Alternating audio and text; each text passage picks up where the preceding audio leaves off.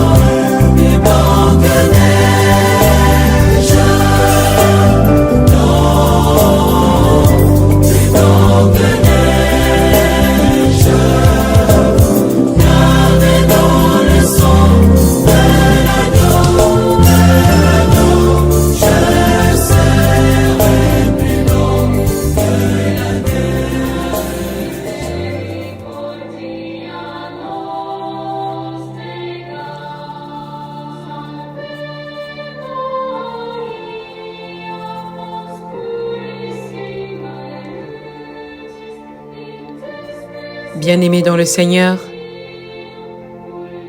je vais nous inviter à la prière de l'invocation du Saint-Esprit de Dieu avant que nous ne passions à la lecture des Écritures et la prière de délivrance. Dans le nom de Jésus, nous prions. Dieu le Père, Dieu le Fils, Dieu le Saint-Esprit, toi qui es le Dieu trois fois saint, celui que nous prions continuellement, dans le ministère de la clinique spirituelle, tu es celui que nous invoquons dans la vie de tous ceux-là qui sont connectés avec nous dans la prière. Dieu de miséricorde, Dieu de grâce, Dieu de paix, nous savons que tu répands déjà ta miséricorde dans nos vies. Nous savons que tu nous accompagnes de ton amour infini. Nous savons que nous sommes les heureux bénéficiaires de cet amour et de cette grâce. Lorsque tu nous renouvelles dans ton souffle de vie, tu nous manifestes, Seigneur, davantage combien tu as confiance en nous et combien tu comptes sur nous. Éternel Dieu, voici cette mission que tu nous as donnée pour ton peuple, de prier les uns pour les autres. Voici venu le moment de cette intercession. Nous avons besoin de ton esprit de délivrance, ton esprit de vérité, l'esprit de révélation. Nous avons besoin de Ruach HaKodesh, le Saint-Esprit de Dieu, le souffle de Dieu. Oui, esprit de vie, merci de te renouveler, pas parce que tu n'étais pas déjà là, mais parce que nous avons besoin de nous connecter à ta fréquence. Alors Seigneur, prends possession de tout. Fais taire toute voix qui ne t'honore pas en nous. Dissipe les voix de l'ennemi autour de nous. Fais taire l'esprit de murmure, Seigneur, autour de nous. Abolis, Seigneur, les actions de l'homme mauvais qui nous empêchent de nous approcher de toi. Éternel Dieu Tout-Puissant, merci de remplir de lumière cet espace dans lequel nous sommes, pour tous ceux-là qui t'invoquent, connectés au son de ma voix, pour tous ceux-là qui te cherchent, connectés au son de ma voix, que la lumière soit au nom puissant de Jésus. Merci Seigneur pour le sang de Jésus que tu fais descendre sur ton peuple que nous sommes. Ce sang qui nous lave, ce sang qui nous purifie, ce sang qui dispose les lieux à accueillir ta présence. Éternel Dieu Tout-Puissant, dans le sang agissant dans notre Seigneur Jésus-Christ, nous sommes trempés, lavés, nettoyés, purifiés au nom puissant de Jésus. Merci Seigneur pour ta voix qui s'élève en nous. Merci Seigneur pour ta présence qui se manifeste encore en nous. Nous sommes sincères Seigneur lorsque nous nous approchons de toi. Nous sommes sincères Seigneur lorsque nous voulons entendre ta voix. Nous ne venons pas à toi Seigneur par automatisme, mais nous voulons venir à toi Seigneur avec notre cœur, avec ce que nous sommes. Nous nous humilions Père devant ta sainte et divine face, parce que nous croyons en ce Père qui sait relever ses enfants, en ce Père qui sait soutenir ses enfants, qui sait manifester de l'amour à ses enfants. Merci Seigneur Jésus pour ta présence, pour ton action de délivrance qui dure des siècles et des siècles, pour tous ceux-là qui te cherchent. Merci Saint-Esprit de Dieu de te répandre encore au milieu de tous et que chacun de nous ici te reçoive pleinement au nom de Jésus. Merci Seigneur de bénir ta parole que nous allons lire et entendre, de la précéder et que Père éternel, je ne parle pas de moi-même, mais que je parle parce que tu m'utilises pour communiquer un message, une délivrance à ton peuple qui m'écoute ce soir, dans le nom agissant et œuvrant de notre Seigneur Jésus. Amen.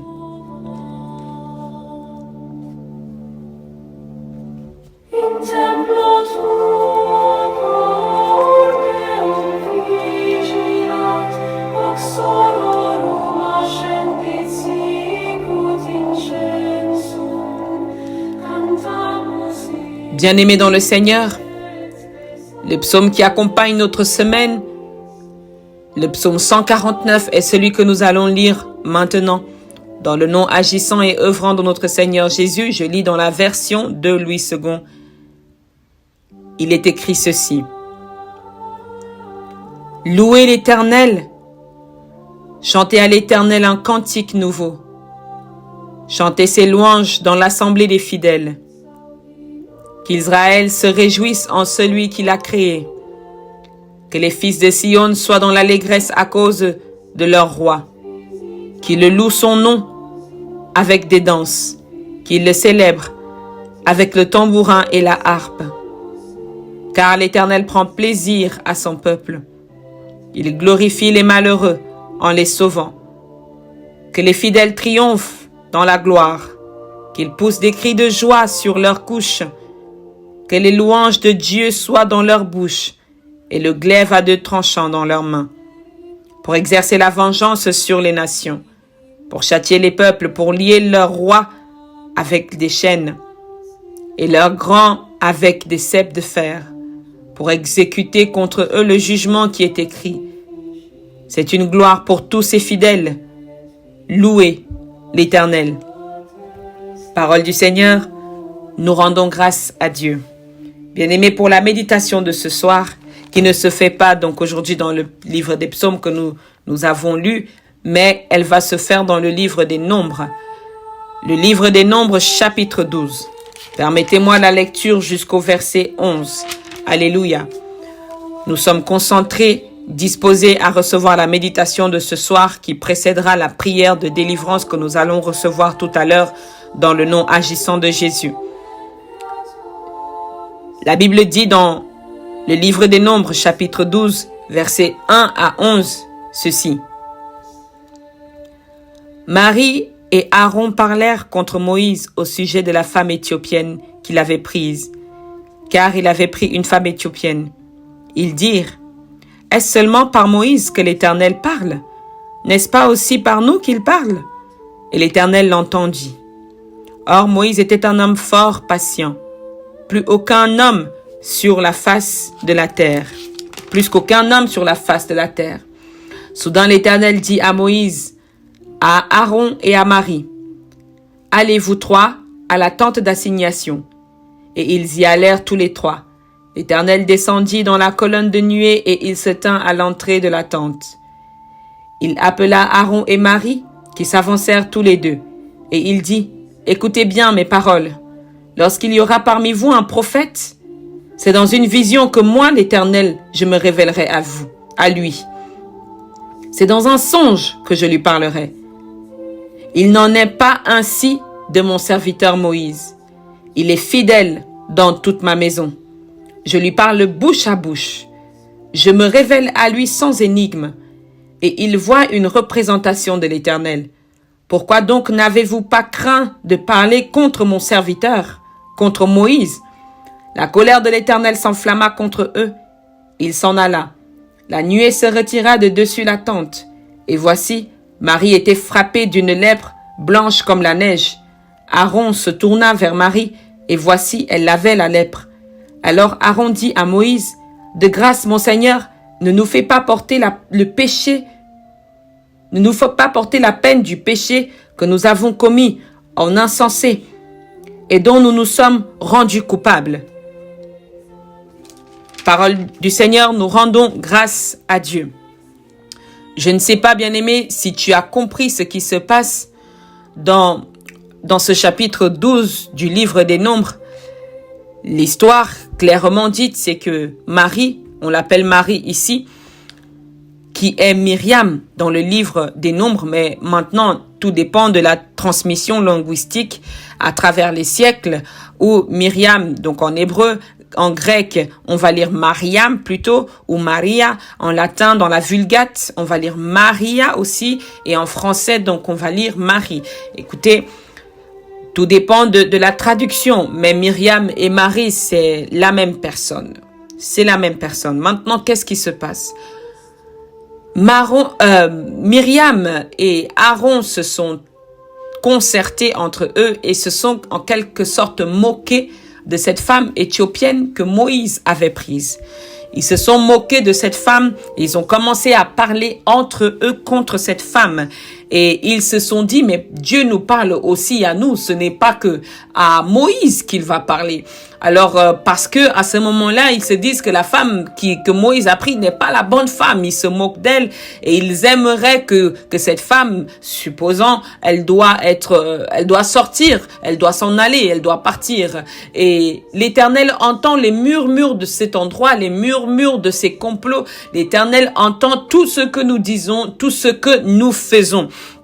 La Bible dit, or Moïse était un homme fort patient. Je veux dire à quelqu'un ce soir qui a déjà reçu des couteaux dans le dos, dans le ventre, dans les bras, des couteaux en termes de paroles, des couteaux en termes d'attaques spirituelles, des couteaux en termes d'agression physique.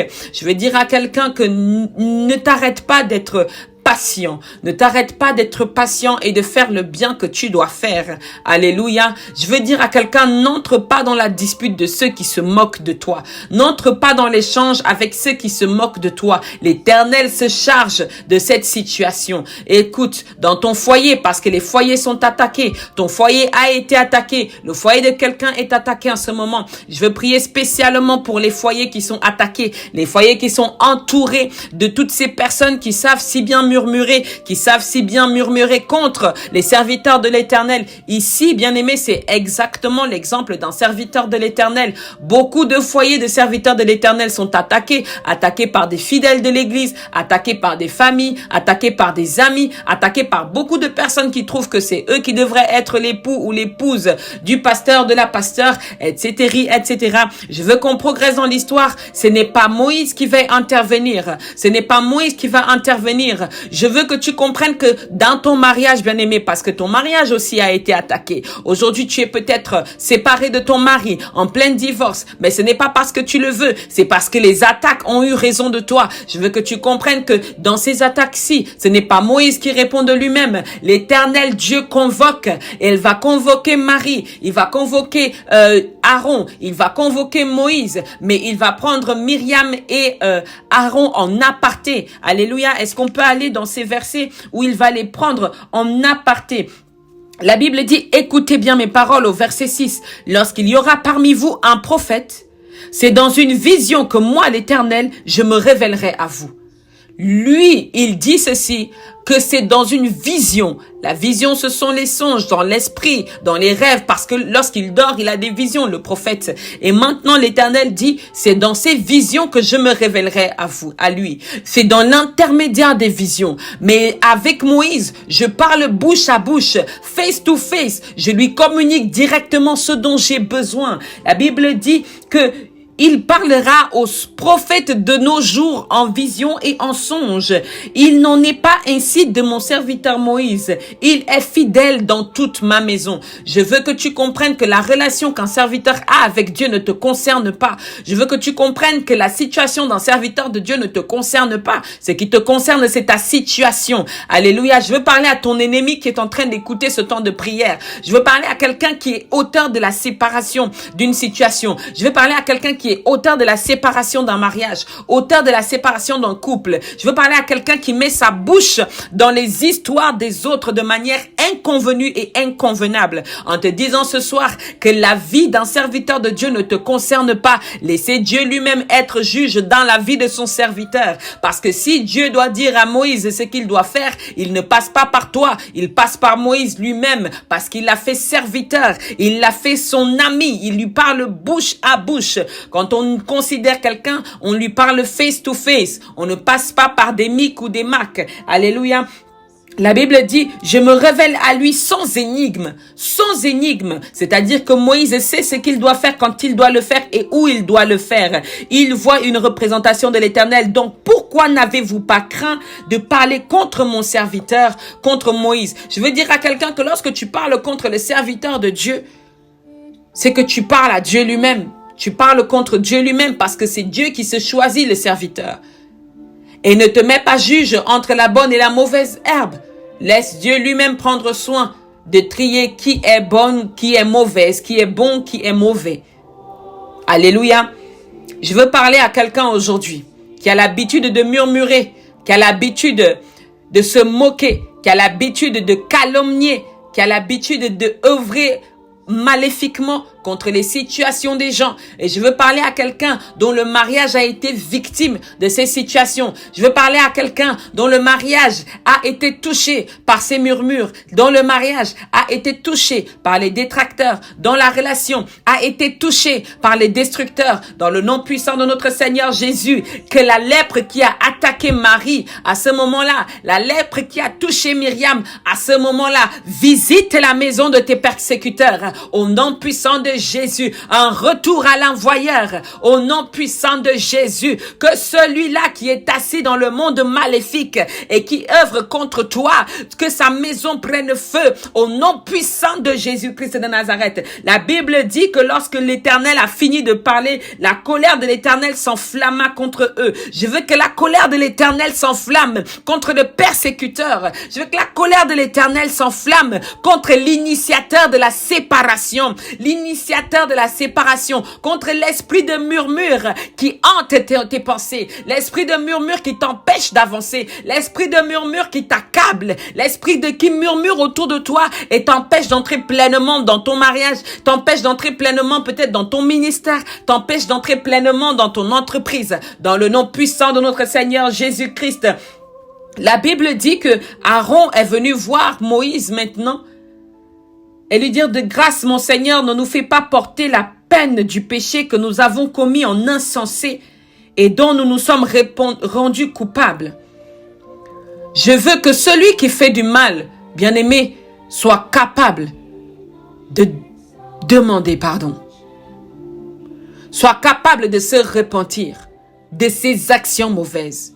Ainsi, la libération des deux parties est profitable à Dieu.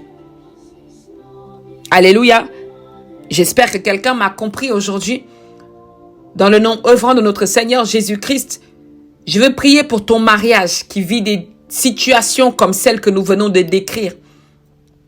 Je veux prier contre ceux-là qui sont assis et ont cuisiné ton mariage dans un bol Que ce soit de manière consciente ou de manière inconsciente, il y a des gens qui ont trempé les mains dans des endroits mystiques contre ta situation, contre ton mariage. Nous prions afin que la main mauvaise se retire immédiatement de ton mariage au nom puissant de Jésus-Christ de Nazareth.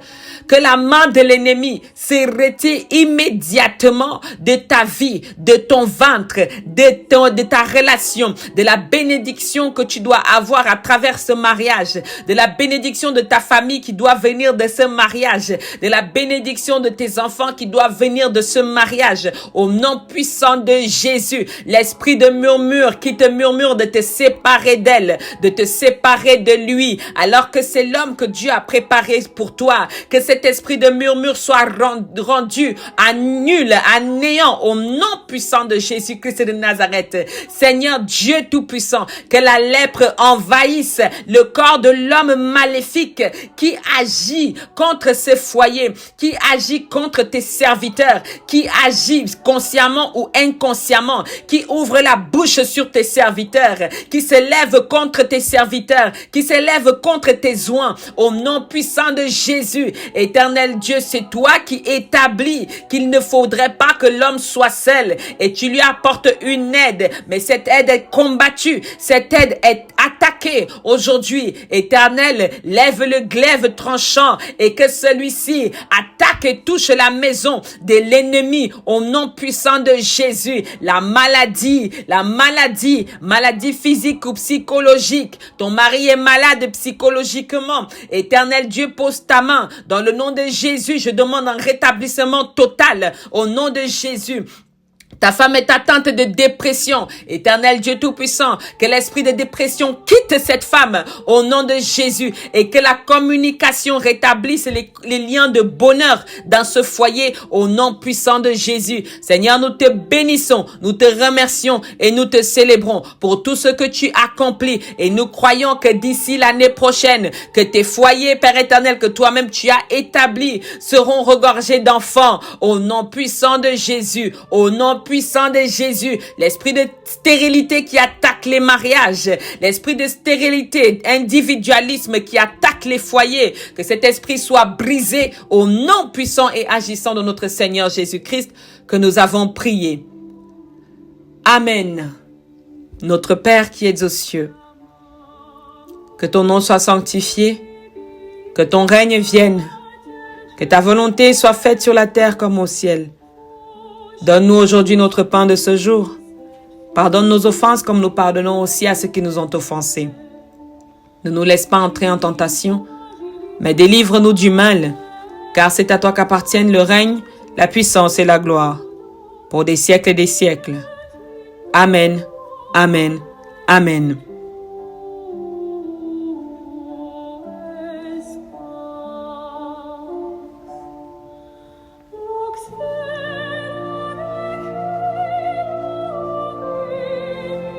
Bien-aimés dans le Seigneur, voici venu le temps de la fin de notre temps de prière hebdomadaire du ministère de la clinique spirituelle. Nous croyons fermement que le Seigneur agit dans votre vie, que vous le voyez ou que vous ne le voyez pas, mais l'Éternel Dieu est là, il est présent et il n'est pas prêt de vous abandonner. Amen, amen, amen.